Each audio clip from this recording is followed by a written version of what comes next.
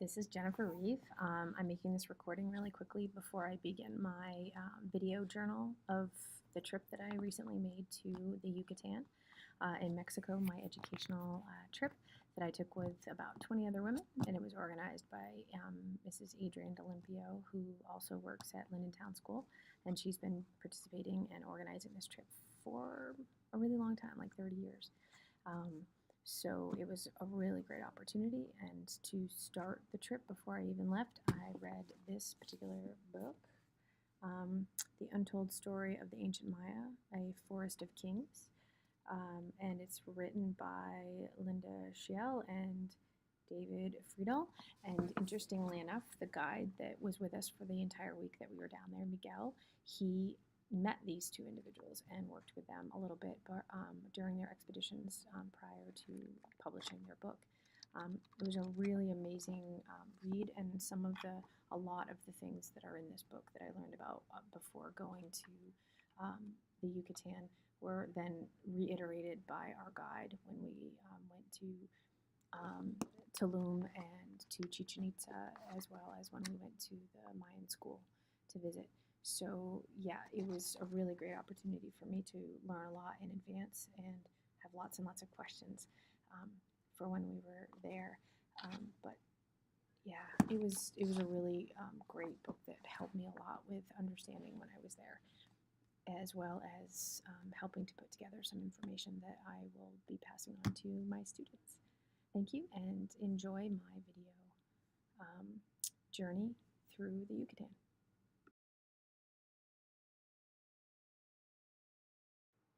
We left Manchester early in the morning and traveled to Cancun, Mexico. From there, we took a bus to Puerto Morales, which these pictures show some of the more conservative, less touristy kind of area that we stayed in. It was under a pretty hefty amount of construction, so we didn't get to see as much as we would like. But you can see that we're very much on the beach. And while we were here, we did a lot of really wonderful things, but also learned a great deal about kind of the global community that is now existing in a lot of the areas of Mexico from our guide, who discussed how the government was really moving toward using a lot more areas for tourist trade, but then not necessarily having a lot of the infrastructure in place to help support a lot of the bottles and the waste and the recycling that was necessary because of the tourist industry. So this is our kind of beginning our first day in Puerto Morales.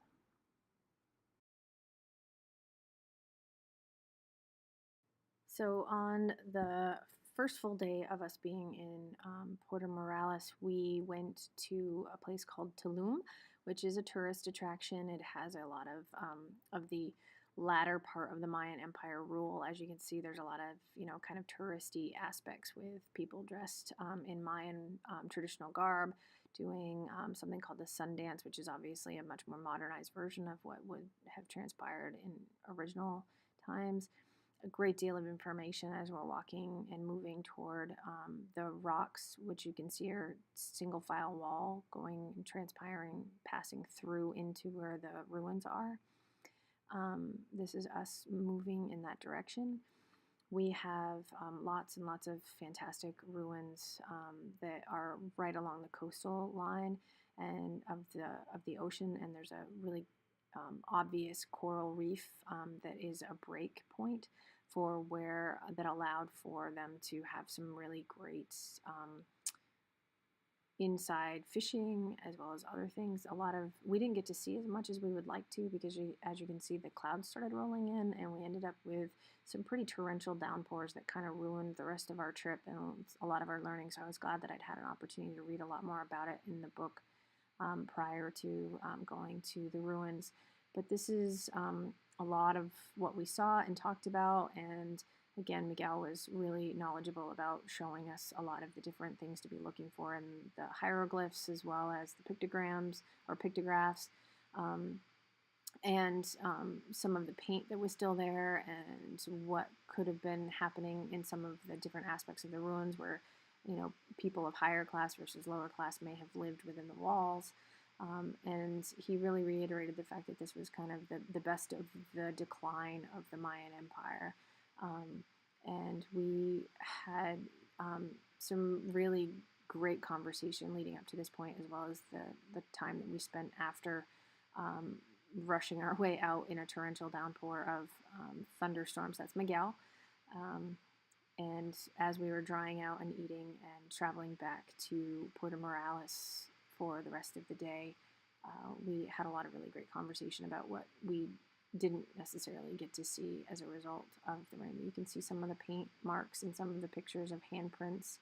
That's the sky turning much darker, and some of the more modern aspects to some of the designs that are evident, and some of the things that have had to be done in order to like kind of support those existing structures, so that way they're not falling apart due to long-term use, long-term just simple old age and gravity playing a role, as well as tourists not paying as close of attention as they should. So the second day that we were in Puerto Morales, we were signed up to take a cooking class with a traditional chef from the area who had also been a chef in the United States. And we went to this very beautiful house that had been converted into this opportunity for learning. So we met with the owner, as well as got to see kind of where we were going, what we were going to be working with for ingredients, and a bunch of other kind of nice little areas to sit and learn. And there was a lot of like pamphlets on different information, lots of different kinds of spices that were traditional to the Yucatan. This was kind of the workspace that we were going to be working from. He showed us a lot of the different areas of the regions that we were going to be pulling some of our ingredients from, and the influences that were to be had in some of these areas.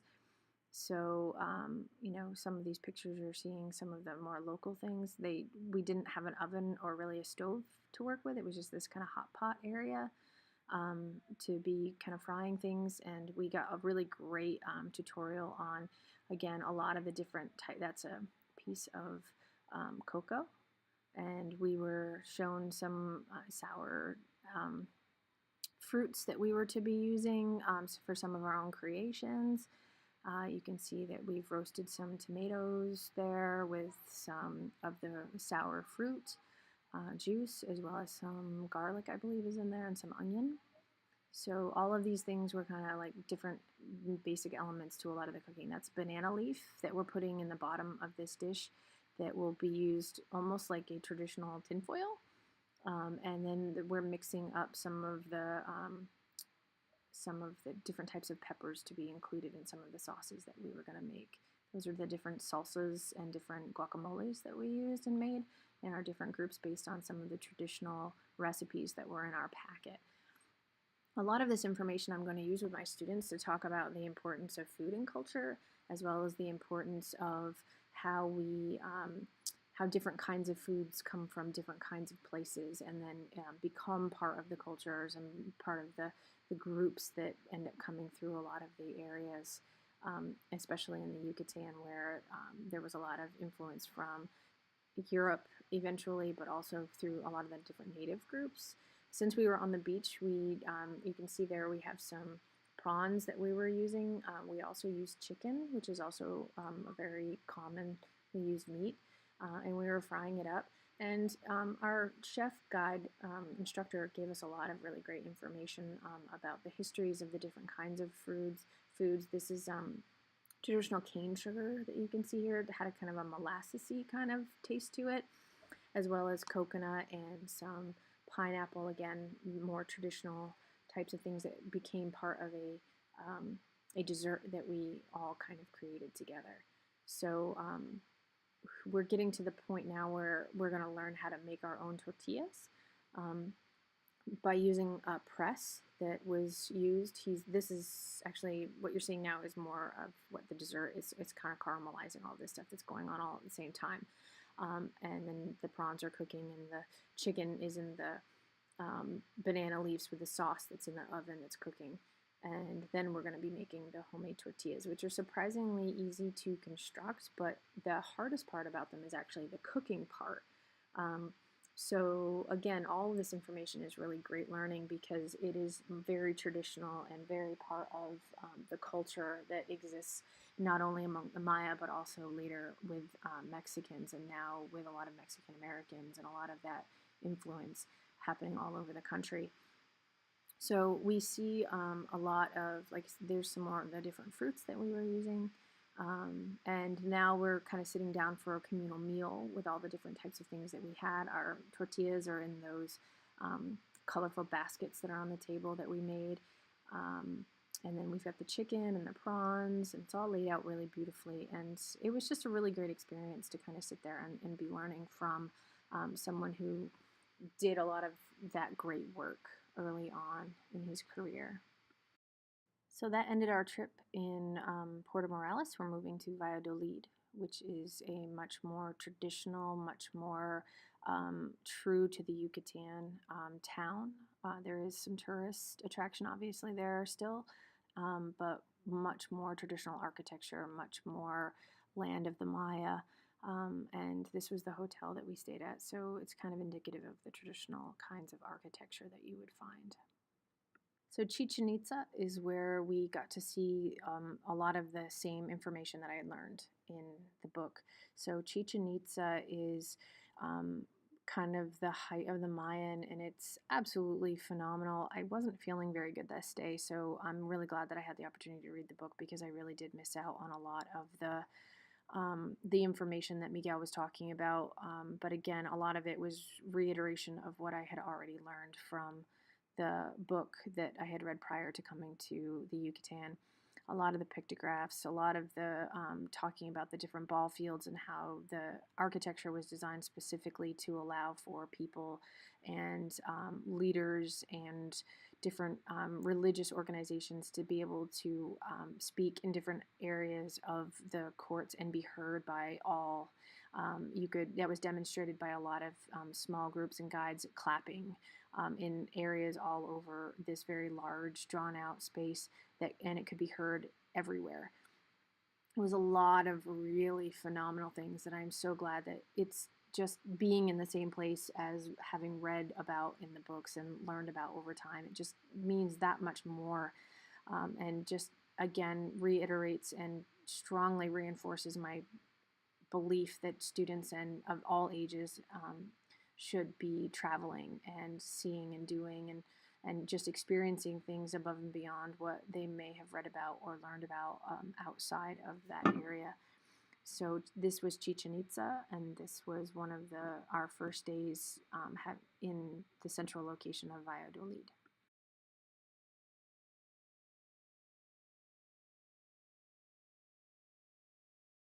So the highlight of our trip, in my opinion, was our opportunity to go to a very small, very traditional school that, for the most part, the children there are descendants of Mayan. We were speaking to the many of the instructors there, the teachers there, who talked about how 80% of the instruction when students first begin there is in Mayan, and then the 20% is in Spanish, and then as they age up through the system, they become less. They actually reverse those numbers, so 20% is in Mayan and 80% is in Spanish. So you can see some of the classrooms and a lot of very similar things that you would find here in the United States as far as visuals and graphics. And they're they're starting a new curriculum that includes a lot more visuals for students to learn from. One of the rubrics that they have for what do the kids know, what do they don't know, and what are we going to do when they don't understand and need to move forward.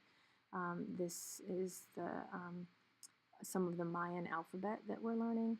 So once we finished visiting the school briefly, all of the school, we walked through the neighborhoods, which you can see are separated mostly by rock walls, relatively small rock walls.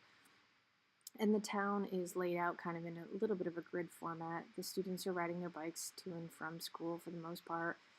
Some of the houses are very traditional, very what we would consider to be, seemingly poor, but are really just traditional. This is how they're choosing to live and wanting to live, that reflects their traditional past.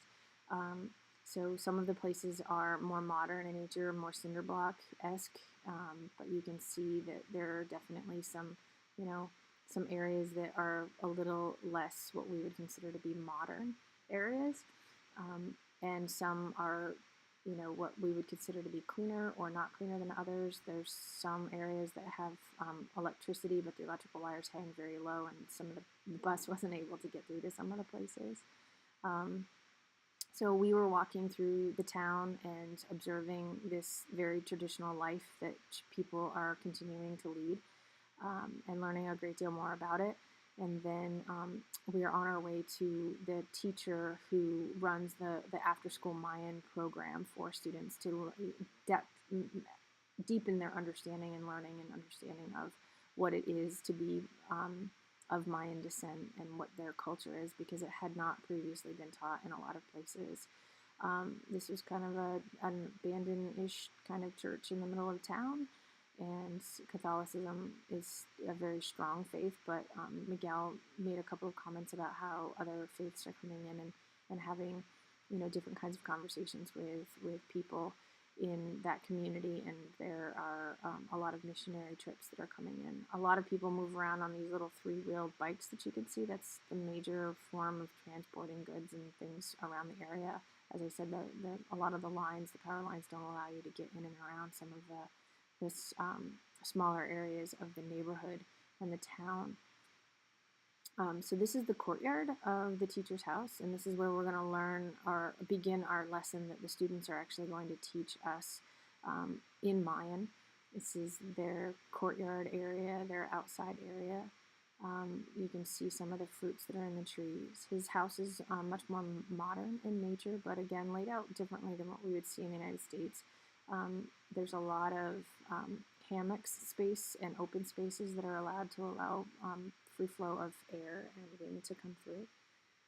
This is the Mayan alphabet as it is currently seen. Of course, it wasn't like that originally.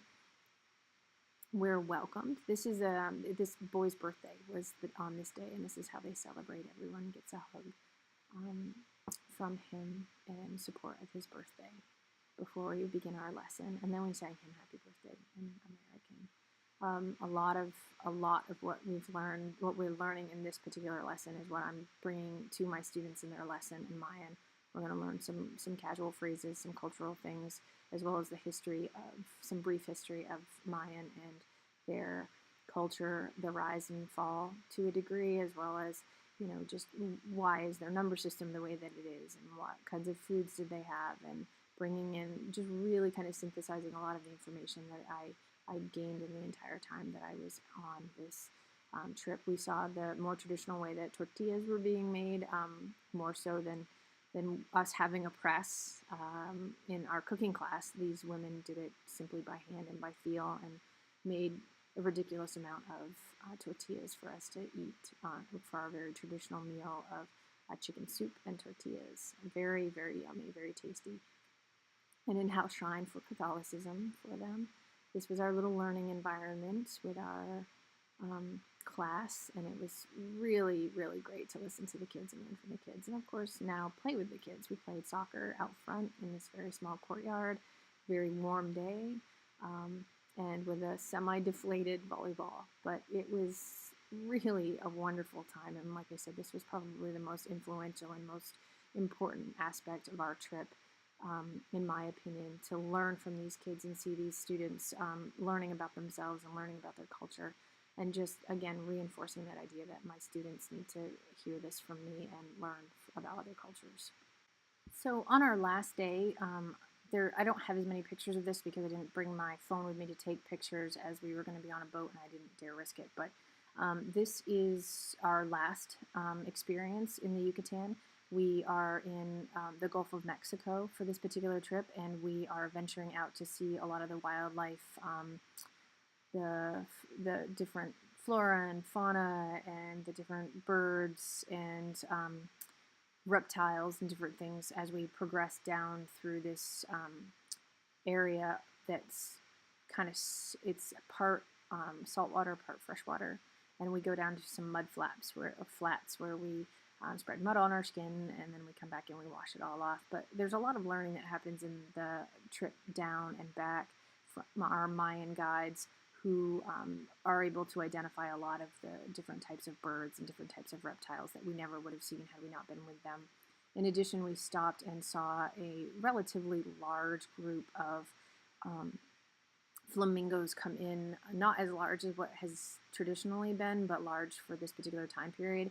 And Miguel spent a lot of time really speaking to us about the importance of flamingos in the larger scale of things. They're one of the species that helps to dictate and helps to inform people of kind of global shifts of different types of species, different types of climates, and the importance of them in looking at climate change and looking at a lot of the things moving forward, and that while seemingly not necessarily an important species, reinforcing to us the fact that it really is.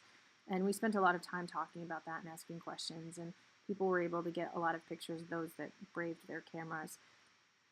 So this was a really great opportunity to explore a lot of that and kind of round out our trip in the Yucatan with additional learning again on current global systems that are at play that are happening all over the world, that we're seeing in the form of flamingos, and that we're seeing in the form of transitions from heavy tourism, and what does that look like as far as trash removal and recycling, and drinking bottled water instead of local water because we're not used to it, and then the waste that is produced.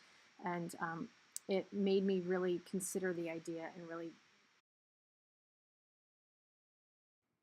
reconsider the idea of what a global citizen really is in the world today, and how I need to be actively informing my students of what that looks like, and paying much more close attention to how I'm also modeling that active global participation, the choices that I make, and thinking back to the Mayan groups of people that we saw that made purposeful choices to continue the traditional role of life that maybe has less of an impact on society. And as they look around, as in the environment, as they look around and see some of the increased use of trash and the increased use of processed goods and things like that, that maybe that is even more of a purposeful choice than we're thinking. It's an even deeper choice. So teaching students how to be global citizens, and how to see that even small things, small choices and small changes that they make could really have a larger impact on things, to the point where going on vacation and not drinking local water because we're not used to it, and drinking 5 or 6 bottled waters, and putting those empty bottles away somewhere thinking they're going to be recycled, not knowing the area and not knowing whether or not they have the infrastructure to support such things, or whether or not it was just going to be something that was going to end up in a landfill somewhere, or whether there was even the opportunity to have even that somewhere. So just reinforcing that with my students and really thinking about what that looks like on a global scale, and making these choices, and that making this trip really wasn't insurmountable even for them in a few years, to be thinking about educational travel and how much more important it really is to see these things in real life and not just hear about them because your teacher went on a trip, but also know that my trip influences them to realize that they can make that trip too, because now they know someone who has done that and is able to support that choice as they move forward, and to have open their eyes to the possibility that those things do exist, especially in a lot of the high schools that my students will be going to. Well, that is my journal, and if there are any other questions, I'm happy to answer, but I hope that you enjoyed and will consider educational travel of your own sometime. Thank you.